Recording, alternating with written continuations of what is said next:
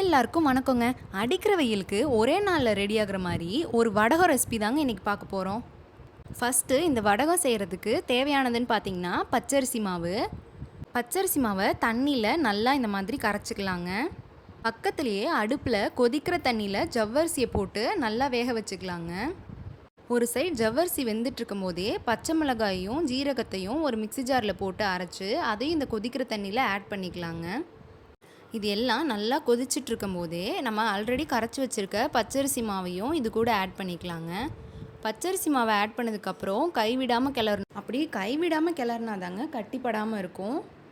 நல்லா எல்லாம் மிக்ஸ் ஆகிற அளவுக்கு கலந்ததுக்கப்புறமா தேவையான அளவு உப்பை ஆட் பண்ணி அதையும் சேர்த்து நல்லா மிக்ஸ் பண்ணிக்கலாங்க. அரிசி மாவு பார்த்திங்கன்னா சீக்கிரமாகவே கெட்டியாயிருங்க.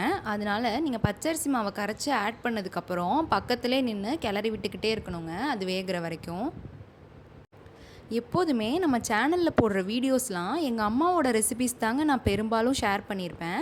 ஆனால் இந்த வீடியோ என்னென்னு பார்த்தீங்கன்னா, இது எங்கள் அத்தையோட ரெசிபிங்க. சம்மர் சீசன் வந்தாலே போதும் எங்கள் அத்தை இந்த வடகம் செஞ்சு எங்கள் எல்லார் வீட்டுக்கும் கொடுத்து விடுவாங்கங்க. இது பார்த்திங்கன்னா 2 கிலோ பச்சரிசி மாவில் இது செஞ்சுருந்தாங்கங்க.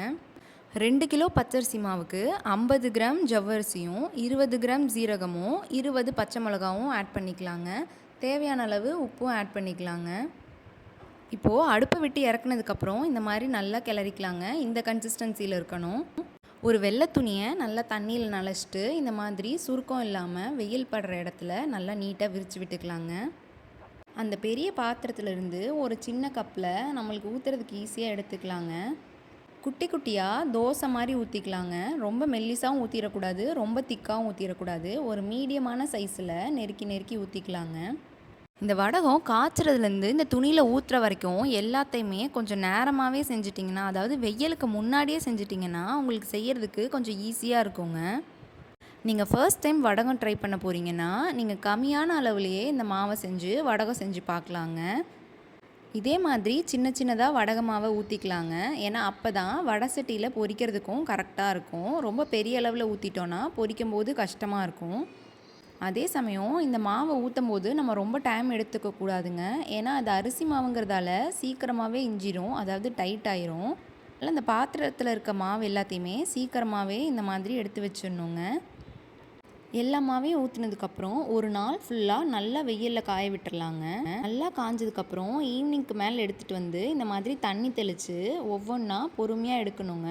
எடுத்து ஒரு பாத்திரத்தில் இப்படி வச்சுக்கலாம். நல்லா வெயில் அடித்தா ஒரே நாளில் கிறிஸ்பியாக காஞ்சிருங்க. அப்படி இல்லைன்னா இந்த மாதிரி கொஞ்சம் ரப்பர் மாதிரி இருக்குங்க. அப்படி இருந்துச்சுன்னா அடுத்த நாளும் அதே மாதிரி ஒரு வெள்ளை துணியில் இது எல்லாத்தையும் ஸ்ப்ரெட் பண்ணி நல்லா காய வச்சோம்னா இந்த மாதிரி மொறு மொறுன்னு ஆயிடுங்க. நல்லா காஞ்சதுக்கப்புறம் இது ஒரு ஏர்டைட் கண்டெய்னரில் போட்டு காற்று போகாமல் எடுத்து வச்சுக்கலாங்க. தேவைப்படும் போது எண்ணெய் ஊற்றி இந்த மாதிரி பொரித்து எடுத்துக்கலாங்க. டேஸ்டியான வடகம் ரெடி ஆயிடுச்சுங்க. இந்த மாதிரி டெய்லி ஒரு வீடியோ பார்க்கணுன்னா மறக்காமல் நம்ம சேனலை சப்ஸ்கிரைப் பண்ணி வச்சுக்கோங்க. தேங்க்ஸ் ஃபார் வாட்சிங். வடகத்தோட டேஸ்ட்டை மறக்காமல் கமெண்ட் பண்ணுங்கள்.